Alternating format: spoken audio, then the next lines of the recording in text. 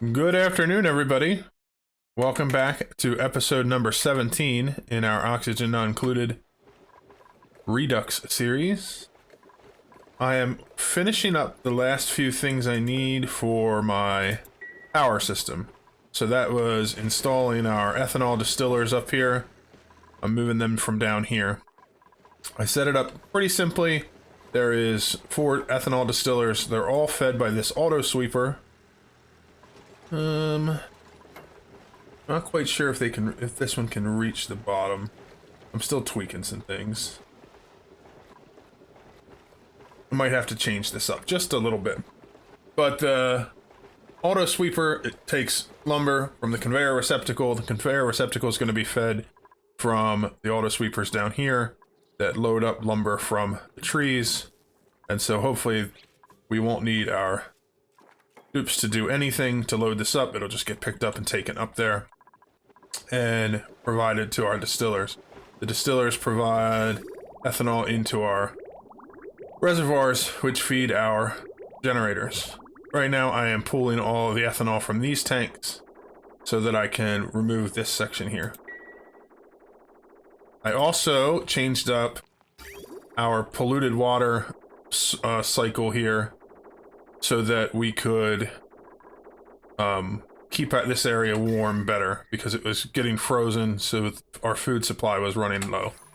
And so what I had it set up before is that this water went in to this loop, and so this cold water was actually getting mixed into the loop here.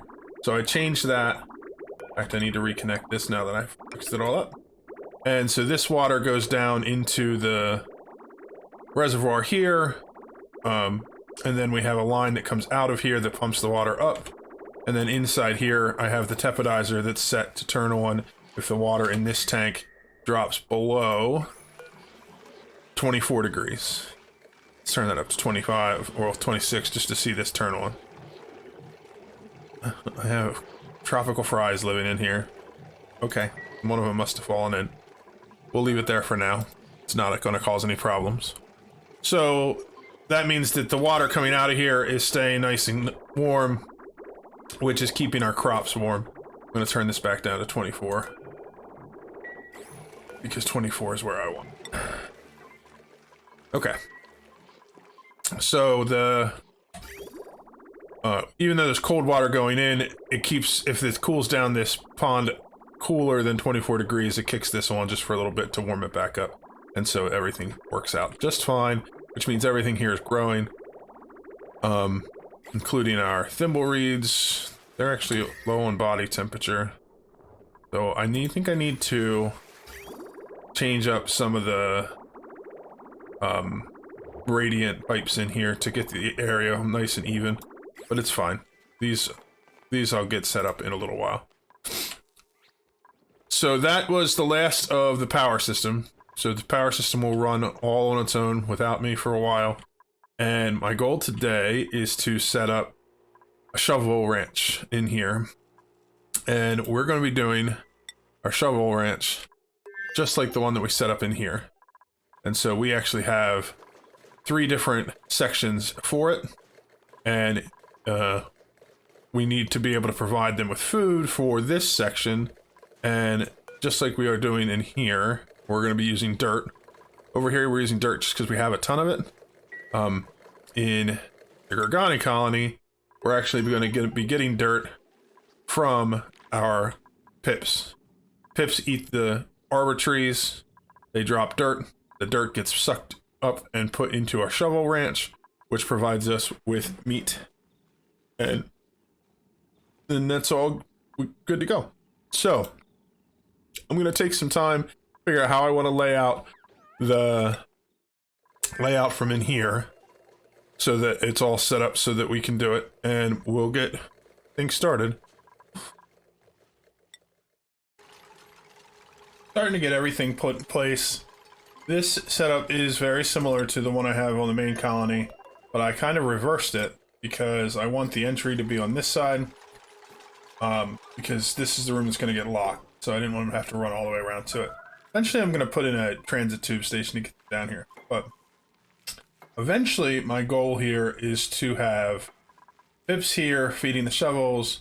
Shovel's making barbecue, and the Aku's making fish. And then I'll have a cooking station right in here that will have our grill for cooking up the barbecue and the fish, and then a gas range for making surf and turf. And then we'll have shipping that brings it from here up into our storage here. And then I have to figure out how I want to automate sending it across to the main colony. Not quite sure how I'm going to do that yet. We'll figure that one out when we get to it. But this space here is kind of, I built it in the way I did so that there would be space to put our cooking station in down here. And the idea with that is that I can then cool off everything I need here. I can cool off the whole cooking station when I need to cool off the robo miner at some point. But so I'm getting all the power connected. I need to run power through for all the stuff inside this farm, which means I'll have to put in another transformer over here. But we're getting there to the point where we can start setting this up. So first thing I'm going to do is set the egg type here to shovel. And then when we go back to our main colony, I will go down here and in our teleporter supply, we will set critter eggs and we'll do shovel. I just want to send a couple of them across. Right now I have 3. So I'll probably send all 3 of those across. Because right now I have 3 that are sitting in here, but this system isn't even turned on because the system is full. So I can send all 3 of those extra eggs across, and it won't be a problem. So they're already running them down.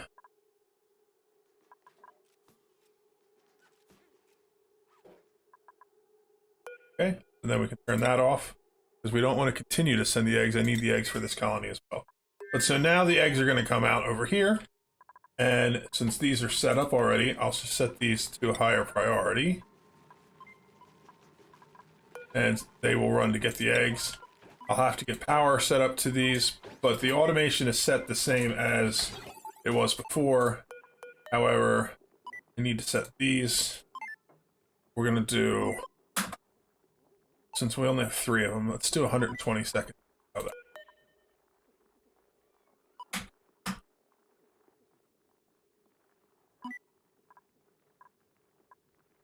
I don't think I have all this automation. Wait.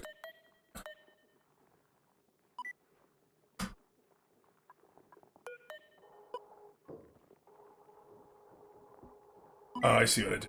I want this to go...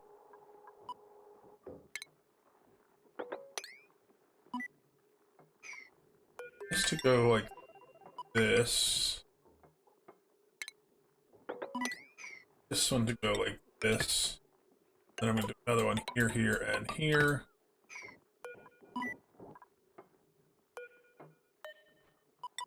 I'm going to place a filter gate here. Buffer gate here. And then we'll disconnect this one. That's how that way they're all powered on a 2-minute timer. Okay. So that'll get finished being built. We need to set this up. Right now I don't have anything connected to the conveyor loaders. I'll have to get that set up.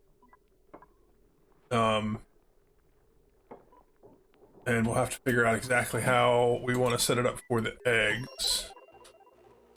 How do I have that set up here?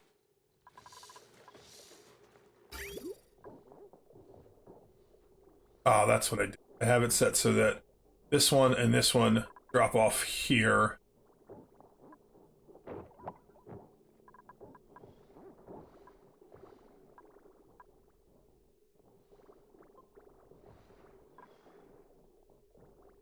Yeah, so everything drops off into this room, and then this one is set to pick up everything except for the eggs.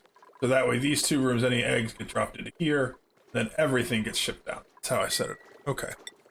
So we'll set this one so that it is everything except shovel eggs. And then we will do some shipping, and we will run this cable, go this way, and connect to here. Need to find space to put a drop off here.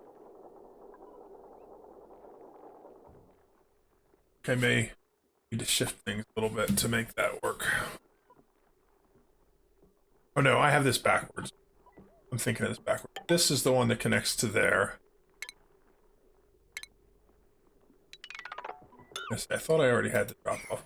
And so then for shipping, we'll do a cable from here and here. And this will just be everything. This one will be all. This one will be all. Oh, this one we want everything but dirt. So I don't want it to pick up the dirt that is dropped off to feed. That's what it is. Okay. So consumable or cultivatable soil. And then so this one, that ships everything but that. This one ships everything. And this one ships everything except for the eggs. So do all. And then we leave shovel eggs. So everything except for dirt gets shipped out of this room, gets dropped into here. Everything gets shipped out of here, so the eggshells that drop will get shipped into here. And then this one will ship everything out except for the eggs. So we'll leave the eggs here, but everything else, including the stuff that was dropped off from these two rooms, will get shipped up to the main store. And that's how we want it to be. So all we have to do now is get power set up to these rooms, and everything will be working great. Now that this automation is in, this is 120 seconds. We want to copy that across to all three of them. Then this one we set at 120 seconds, and we want to copy that across to all three of those. Oh, and then this we need to set for one for 120 seconds, off for 600 seconds.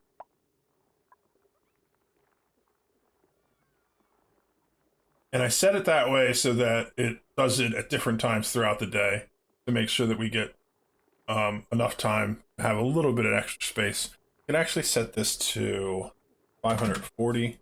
Basically, there's an extra 60 seconds. That means that there's a little bit of extra time to make sure that we're not sending the signal to turn on the incubators while the eggs are still in an already lullabied state. As soon as we have power hitting this, we want to make sure that that lullaby has worn off.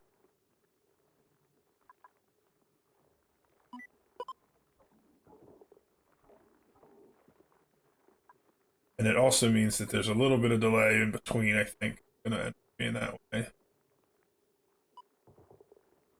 Well, we'll see once we get the timer set up right. But let's get our power set up for this. We're gonna do the same thing we have over here. We'll just do some spacing like that, put in a transformer. We'll have a heavy watt wire. Our conductive wire will go like this.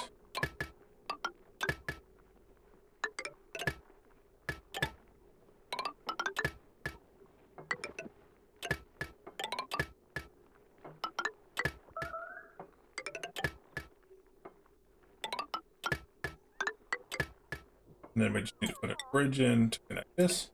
So once all that is built, all the power will be working, and we will have power to our incubator so we can start building our shovel population. These are set the same. It has a max 4. We want that to be auto wrangle as soon as the autosave leaves us alone. So basically 4 shovels in here. It will auto wrangle, so any extras that are hatched in here will get moved to the main one. And once we get over 10 in the main chamber, this side will shut down. So let's set that to auto wrangle. Then the last thing we need to do is set this to pick up any dirt and that will ship our dirt down to our conveyor receptacle for the auto sweeper to put into here. And one final thing, when this shuts off, I want to shut off this auto sweeper so we stop pulling food out to put in here. So basically, we stop using up dirt and feeding our shovels as soon as this room gets shut off. Otherwise, we'll continue to keep feeding them forever. So now all we gotta do is wait for all those things to get built, and then we can go and see it working. Power is up and running. So we have everything getting picked up out of this room, which is just the debris from building, and it's getting shipped over to here. And then this one is picking up everything and shipping it out. We have our incubators running, so as soon as this timer goes, we should see... Let's do...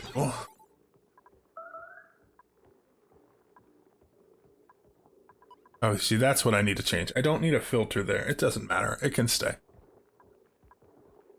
But so this filter is 120 seconds, and this is one for 120 seconds. So once this filter goes through, we should see the buffer trip, which will power this, and it sends a signal here, starting this timer. So let's just wait a few more seconds to see that happen.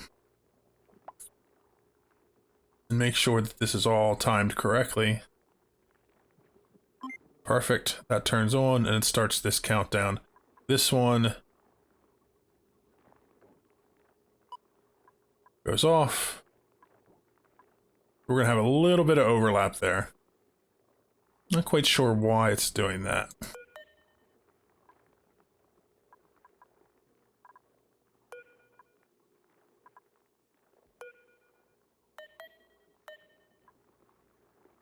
It's fine though. It's going to shut off right very close to each other. I don't know that I did have a rancher that got here in time. Okay. So this one's going to kick on. And this one should shut off a few seconds later. Perfect. So then we'll see if somebody gets down here to incubate this in time. Good deal. And then this one is set up the same way, so this one will go on in a few minutes.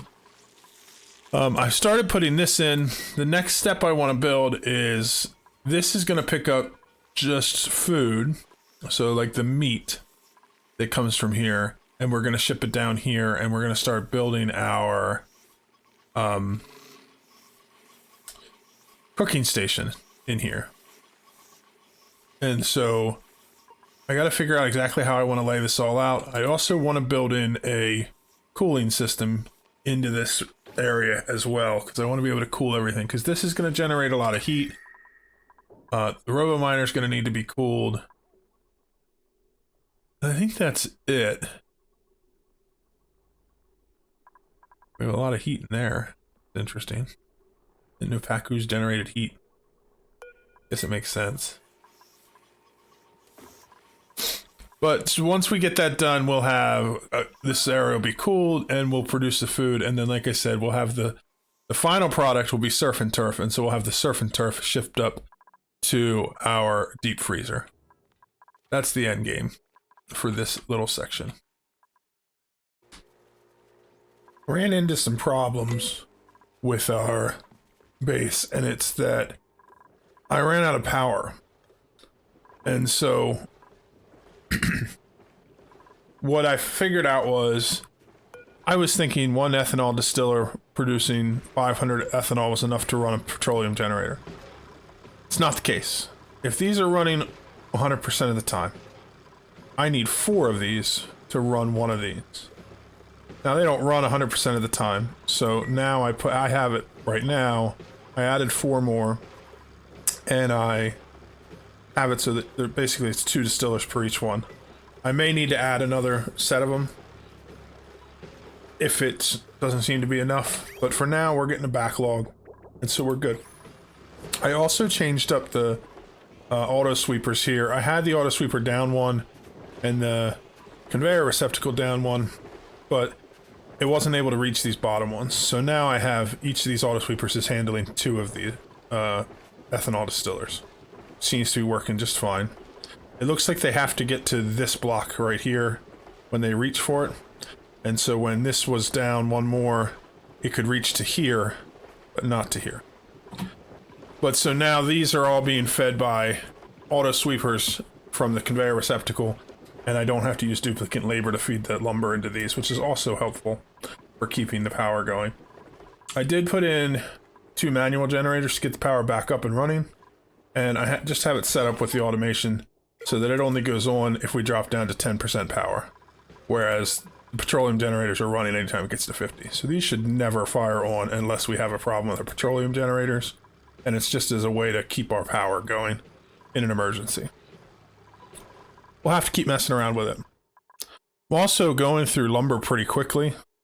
Not super fast, but I was at 320,000 and now I'm down to 301,000. And I'm not quite sure if that's just because I had my duplicants busy trying to fix that problem in a hurry, and so they haven't been able to harvest this for a while. So I'll just have to let it go and see what happens for a while. But power is definitely an issue. Now, that being said, it's not going to be an issue forever, because I do intend to break down into here and get set up to do harvesting uranium using the betas, and using that uranium to make a nuclear plant. Something I've never done, but I want to try it. I'm not looking to build like a super efficient one or like the most efficient one ever, but it is something that I would like to try doing, and would hopefully that'll give us plenty of power for this base. But that'll be down the road. For now, I have queued up the building for our little kitchen area here. I think I'm going to fit the coolant system in here, and I'm going to use the coolant for cooling off the cooking area, cooling off the incubators, cooling off the RoboMiner, and then I'm going to use it to cool off our power grid area. So it'll have a loop that goes all the way up here, cools down our petroleum generators as well. So that's the project that we're working on. Somehow I have water in my tank here. Let me see if I can't get that fixed. I don't know where that would have come from. I've been having issues with water in random places, and it's because of the ice all over the map, and I just need to work on it. It's something to work on. I have this gas generator, natural gas geyser, I should say, built up. Right now, this is set to pump out. Let's do it. Oh, no, that's right. So this is, oh, the gas is backed up. Looks like the gas is backed up on the main colony. Let's check that out. So this is coming in here.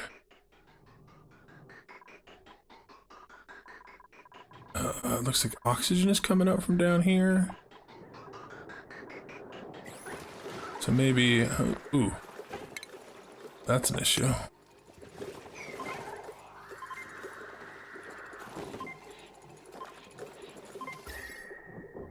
Interesting. So this is detecting oxygen. Let's see the automation for this. So when it says no, it goes to there, and then this runs for 60 seconds after it detects it for 30 seconds. Let's lower this down to 30 seconds, because I think it's running too long, and it's pulling out gases that are not oxygen. Don't need that. So let's see how this is going. Okay, so gases from here are moving out again. Yeah, I just don't want large amounts of oxygen going through here to be sorted. It's not an issue, but it's backing up everything else. So we'll keep this smaller and see if that fixes the problem. But as far as this goes, just trying to get the rest of the gases out of here until this is just a natural gas chamber. And then I already have the lines run to switch this over to run natural gas over to a tank for our gas range. I'll probably put in an overflow so that the excess goes back to the main base. Or it might not. This overpressurizing is not a big deal because I don't really need the natural gas on the main colony. It might be better for this to overpressurize so that we just have natural gas at one supply. We'll see. We'll see how I decide to do it. But for now, what I need to do is set this to above 0 so that this will keep pumping gas out to get this carbon dioxide out of the bottom. There's not much left there, so it shouldn't take it too long. But once this is all just natural gas, we'll switch that up. Gonna need to run power over here. Our shovels are doing okay. Right now we're up to 5 shovels in here and 0 eggs. Once we get to 10, it shuts this down. I'm not producing as much dirt as I wanted from our pips. It is helping, but we're burning through dirt so that it's not going to last forever. I'm going to have to figure out how I want to do that. I was thinking the pips would produce more dirt than they do, but they don't. So we'll have to figure that out. So little things to work out, but we have time for all those things. I want to check on. Looks like this is running okay, and that we're now getting a net gain on our ethanol, which is good. I think the biggest problem here wasn't so much that I wasn't producing enough ethanol, it's that these were being required to have duplicates come up and fill them. And so it wasn't able to keep up because of the time for it. I think now that I have 8 ethanol distillers running, it'll definitely be enough to keep these generators running when I need them to, for now. So I don't think we're going to have any issues there. Are we having... Why am I having overloading issues here?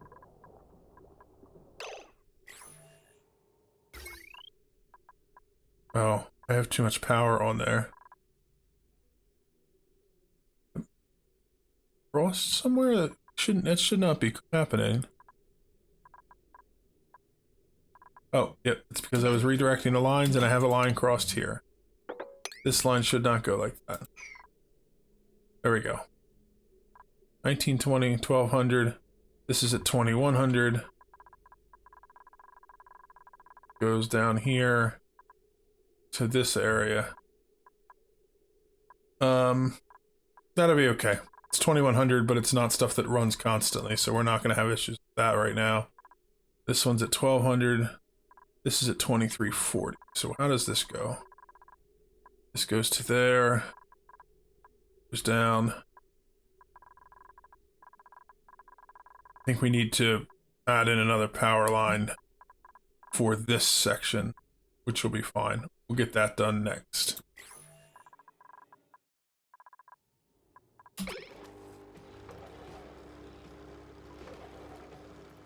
And then we'll... Okay, so those are all overloadings from that Frost circuit. They'll get fixed. Okay, so I just want to... I'll keep working on this area, get this set up so that we can start making surf and turf. And I'll be back once we have that set up. We finished building and setting up some automation down here in our kitchen area. We still have a lot more to do with it, but for now, any pacu fillet that either ends up in this spot or down in here gets put into either this conveyor loader or this one.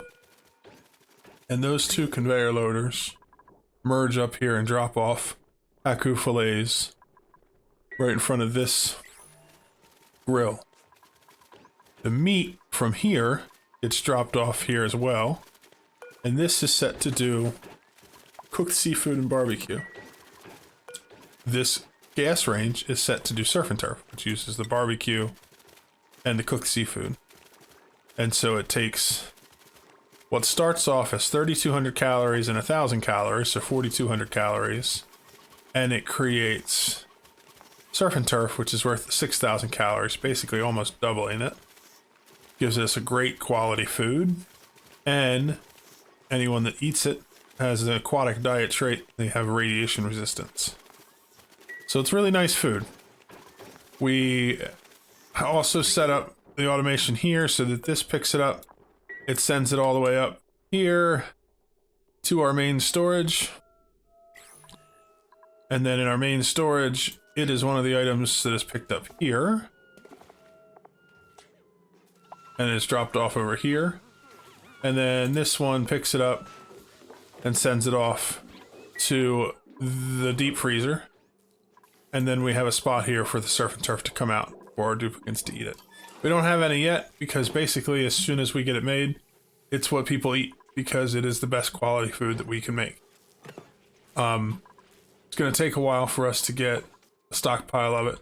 I also turned off making a barbecue and cooked seafood up here. So we shouldn't have any meat or cooked seafood getting put into main storage anymore anyway. But I didn't want anybody bringing it up here to cook it. I want it to get cooked down here. Next thing I'm going to do, as far as food goes, is I'm going to be changing the direction of this. Ooh, looks like I'm having power issues again. But I'm going to be changing this so that... Oh no, I don't have power issues. I still haven't connected this up. That's fine. We'll get to it. This loader here, I had originally had it going across on the main line to drop off into the main storage. I'm going to change this up so that these bring the bog jellies down here and drop them off here, and they'll get made here, and then we'll send them back up to storage that way. So what we'll do is we'll bring the main line along this way, and then we'll disconnect this and we'll put a new line that goes kind of like this, so like this, and then we'll connect it there, and then that'll go through here. We'll go around this way and drop it off there.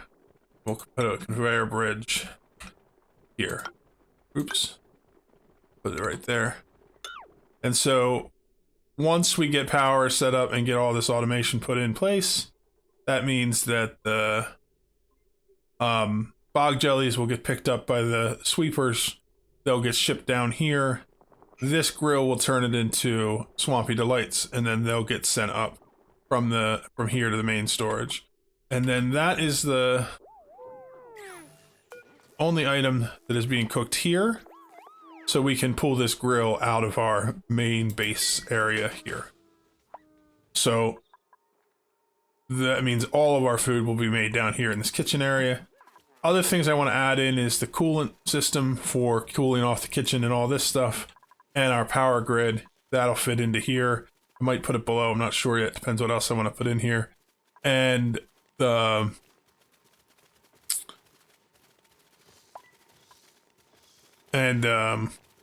that means that this whole area in its entirety will be our food processing. And so what I'll probably do is put a transit tube here, coolant down here, seal it all up nicely, and try to make it like one solid little section. So I kind of like that. It's pretty nice and neat. By the way, this whole area is filled with carbon dioxide. I don't have like a bad source of carbon dioxide. It's just that I'm not pumping any oxygen into the main base. The oxygen is only coming out here. And so this area has plenty of oxygen. It's very oxygenated. We have a little bit working its way out. But most of this area is just low pressure gases. You know, the carbon dioxide is spreading because it can. There's no other gases to push it out. I do have it getting pumped out, but it's slow because we're also pumping out carbon dioxide from our power system. And so there's lots and lots and lots of gases trying to go through. I'm not quite sure what I want to do with that. I am working on cleaning up the bottom here so I don't have anything else emitting gases. And eventually it'll all be taken care of. But I also don't mind that this is all nasty carbon dioxide and other gases, because it will because everything will be fine. My duplicants are all in atmosuits, but it is starting to work its way into my crops, and so these are not growing. And right now it's because of irrigation. I don't know what that is. Oh, it looks like I have some water that made it through because this got empty at one point. We'll have to fix that. But the carbon dioxide is going to be cutting off these crops pretty quickly once they are choked, because I don't think thimbleweeds can grow. Oh, they can grow in carbon dioxide. They're fine. Bog buckets can also grow in carbon dioxide, so that's fine. Arbor trees. I'm not sure if they can or not. They just say that the pressure has to be between 150 and 10,000. So I just need to fix this polluted water issue where I have the wrong types of water in here. And that's a simple matter of just emptying out all this storage. I can't copy it. That I didn't think so. But so anything that has water in it, we're gonna have to empty it out. We'll have to fix that problem. We can do that off camera in between episodes. So we're gonna call it for today. This is pretty much finished. Like I said, I have a few finishing touches on it. I'll do between now and the next episode. But we're mostly just want to let it run and make sure that it's getting us a decent amount of food. We're still sitting at 50,000 calories, but we've now added in surf and turf, so that should start climbing pretty soon. And in the next episode, I'm not quite sure what I want to work on. I'm kind of would like to take a break from working on Gorgani. We've gotten it pretty far advanced now, and I want to just kind of let things run for a while. So we'll probably go back to the main colony. We may start setting up for getting ready to do some rocket travel. But I'm not quite sure, so we'll see in the next episode. But for now, I hope you enjoyed watching this one, and we will see you in the next one. Bye-bye.